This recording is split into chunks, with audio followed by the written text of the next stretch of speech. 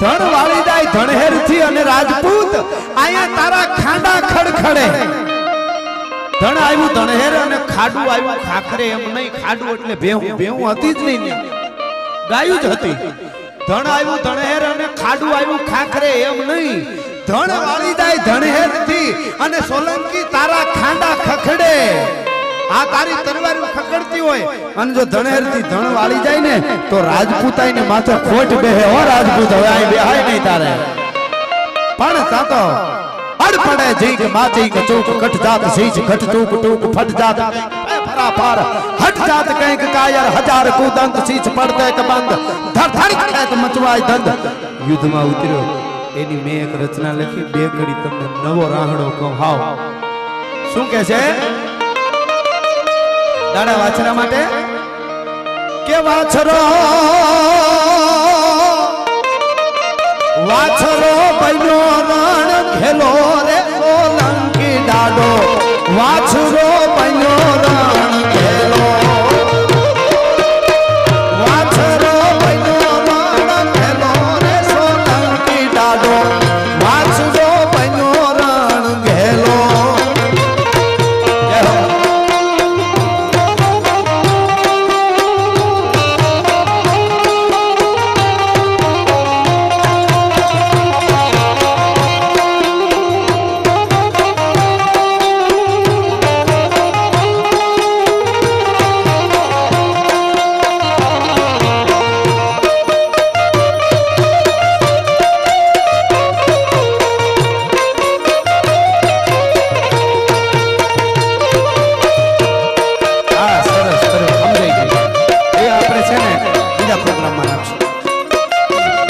શબ્દો સાંભળજો શબ્દો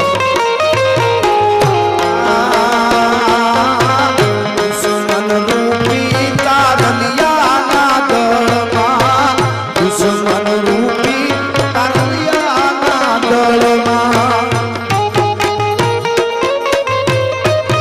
દુશ્મન રૂપી તારાનું આખું આપ ઘેરાણું હોય એમ તારોડિયા જેવા દુશ્મન લાગતા હતા એમાં વસરાજ કેવો લાગ્યો દુશ્મન રૂપી તારલિયાના દળમાં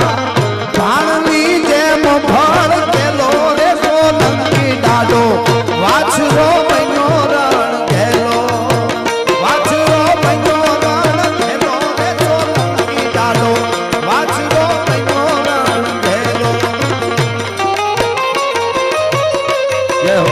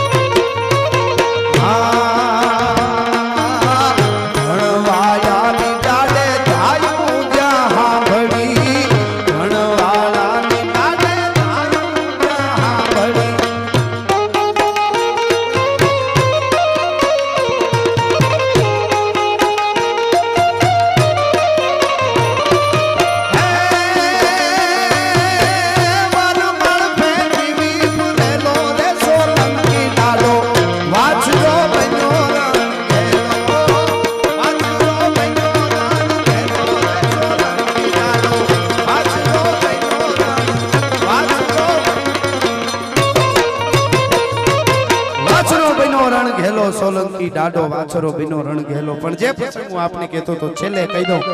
પછી આપણે છૂટા પડશું પણ આ બહુ જબર મને ગમતો પ્રસંગ છે આ દેશની ધરતીમાં 18 વરણ હોય પછી હિન્દુ મુસલમાન હોય બધાય પ્રેમથી રહેવા વાળા છે હું ઘણીવાર એટલે કહું છું સેસુદ હિન્દુ હોય કે સેસુદ મુસ્લિમ હોય ને એ કોઈ દી દેશને નુકસાન થાય એવી વાત કરે જ નહીં, કોમવાદ કરે જ નહીં, દંગાવાદ વાતો કરે જ નહીં. કારણ કે રાષ્ટ્રની એક જ વખત બહલોલ ખાન બોલ્યો તો કાટતે રહો આતે હુએ કાફિલ હિન્દુ કુત્તે કો. અને મહારાણા પ્રતાપે ચેતકની કહેવાળી માથે હાથ ફેરવીને કીધું ચેતક એકવાર બહલોલ ખાનના હાથી માથે ડાબલા જવા દે અને સીપે સાલારે જંગને જો જીવતો રહેવા દઉં તો જેવંતા બાઈનો જાયો નો કહેવા ભલા માણસ હે. એટલે અહીંયા હા કેવાનો મારો અર્થ ઈ છે એને જન્મ દેવા વાળી સનેતાઓની પણ એક મજા હતી એની. એટલે ભગત બાપુ ફરીવાર પાછું મને ગમે એટલે કે સિંહ સાદુડા એ હવે તું રાખીશ માતાજી પરદેશોની પ્રી હવે ઘરો ઘર ગોડ લાગી પરજાની સુણ હાલાકી. પણ સાથે સાથે ફરમાઈશ બહુ હારી હતી. એટલે એક રાજપૂત એમને એની ધર્મની બેન આયરની દીકરી કાગળ લખે અને ચારણ કવિ ગીગા બાપુ પુંચાલા એને શબ્દો આપે અને જાહલની ચિઠ્ઠી કેવા શબ્દો કઈ તુરકાન મુંહ પર નજર તાકીન વચન કફલા દેવને સુનમી હબલિન બોલ જાગલ રાયુ ધડકી રદે આહીર વાળા એકની મુંજાય છે મારી નદી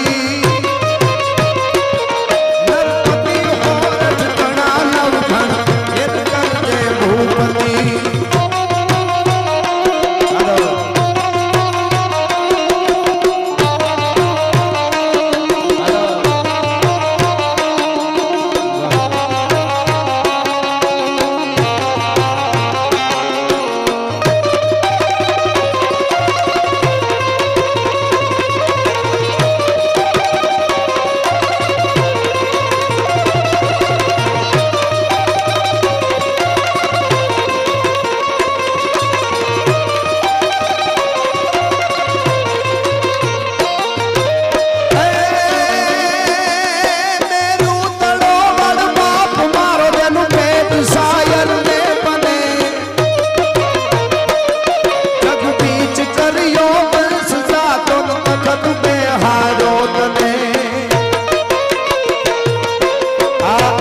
રાજપૂતોના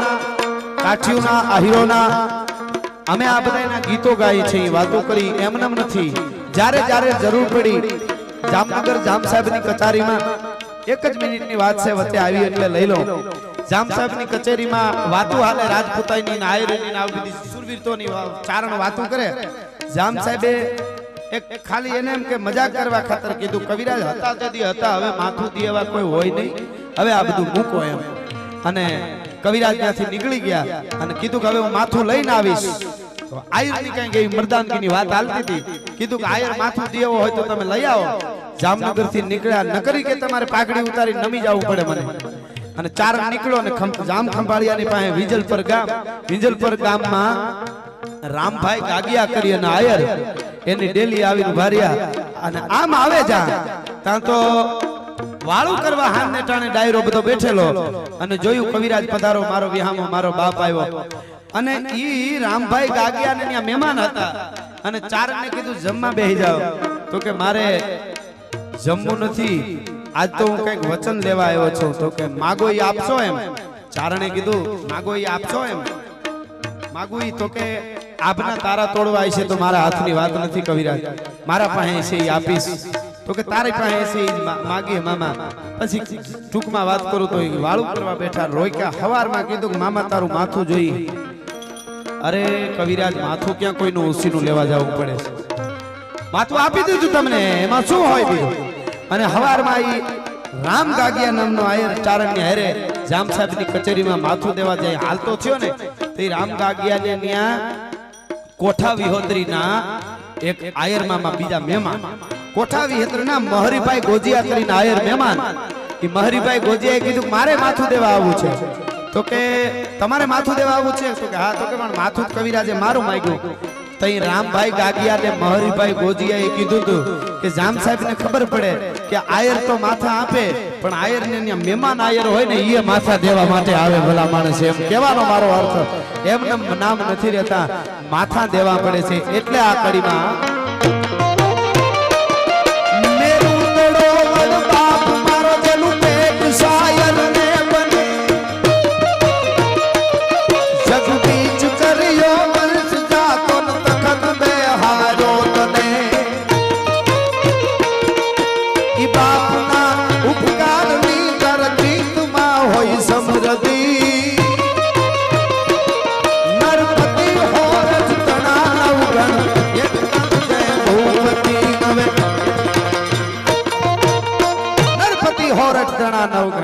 કરજે ભૂપતી પણ છેલ્લી વાત જે હું આપણે કરતો હતો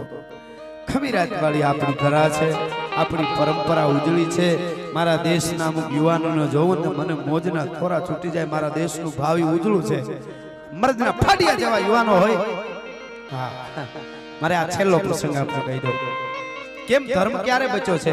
એમને કઈ ગાંગલા વેડા કરે ધર્મ નથી બચતો એના માટે માથા દેવા પડે હું તમે આજ એસી ચાલુ કરીને આપણા રૂમમાં હોઈ જતા હોય કદાચ ખેડૂ માણસ હોય એસી નો હોય તો બપોરને ટાણે લીમડા એટ કે વડલા એટ કે પીપળેટ બાજરાનો દોઢ રોટલો ખાધા પછી ઘડીકવાર આડો થઈ જતો હોય ખાટલે ખેડૂ અને આપણી બહેનો દીકરીઓ માતાઓ બહેનો એમ આનંદથી ફરી શકે છે ને એનું કારણ એક જ છે આજ પણ હિમાલયથી કાયમ હામી છાતીએ ગોળીએ વિધાય અને આપણા દેશના સેનાના યુવાનોની લાશો આવે છે ને એટલે આપણે સલામત થઈ એમને નથી સાહેબ આનંદ કરવો જરૂરી પણ એન્જોય કરીને ઘણી વખત થાય કે દેશના માટે આટલું બધું ભડકા થતા હોય તો હજી આપણે એન્જોય કરતા રહીશું થોડું આનંદ કરીએ એનો વાંધો નથી થોડુંક રહી જાવ છેલ્લી વાત પૂરી કરી લો પછી લઈ લે થોડી મજા મને થોડું શું છે લોટ ખાવું ભોં બે હેરે નો થાય ઘડીક વાર આ 5 મિનિટમાં હું પૂરું કરું છું તમે મારા દેવના દીધેલ છો આવ્યા છો તો તમે મારું નગદ નાણું છો આહા એટલે હું તમને આ મૂળ વાત ઉપર કે એમને નથી ધર્મ માટે ઘણું કરવું પડે છે લીલા માથડા રોપા છે ને અને મેં ઘણીવાર વાત કરું છું તિરંગો આપણો લહેરાઈ રહ્યો છે ને એ કોઈ તાકાના કાપડનો નથી મારા દેશની કેટલી પાઘડીઓ ધરતીમાં માથા કપાઈને દટાઈ ગયું ને એના છેડા બહાર કાઢ્યા એનો તિરંગો લહેરાય છે એમને આઝાદી નથી મળી આને ભૂલી જઈશું ને એટલે હું કાયમ મારા પ્રોગ્રામમાં કરું ઘણા કોમવાદની વાતોને ભડકા કરવાની કરે ને ખબર પડે કે હું ભગતસિંહ ની વાત કરું તો અસ્ફાકુલ્લા ખાન ની વાત કરું છું ઈ કદાચ એને નહીં હોય ખાસ એટલા માટે કહું છું ભગતસિંહે જે બલિદાન દીધું ને એવું જ અસ્ફાકુલ્લા ખાને એને સમજાવવાળા ઘોઘા આપણા દેશમાં હતા અમુક ગયા હતા કે તું તો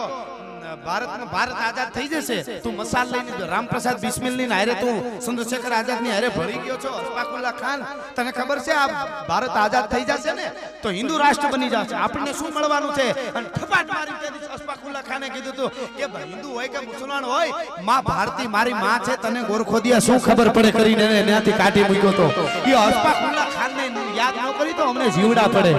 એમને નથી પણ મારા દેશમાં જે બીજા દેશના જેમ ઝાંસીની રાણી લક્ષ્મીબાઈને યાદ કરીને તો અવધની મહારાણી બેગમ હજરત મહલ મુસલમાનની દીકરી હતી અને લડતી છેલ્લે અંગ્રેજોને નમવું ન પડે ને તો નેપાળમાં વહી ગઈ હતી અને નેપાળમાં કાઠમંડુમાં એક મસ્જિદની પાસે એની મજાર છે હું ત્યાં જઈ આવ્યો છું ઓવીસીના દીકરાને એ ખબર નહીં હોય નકરા ભડકા કરે છે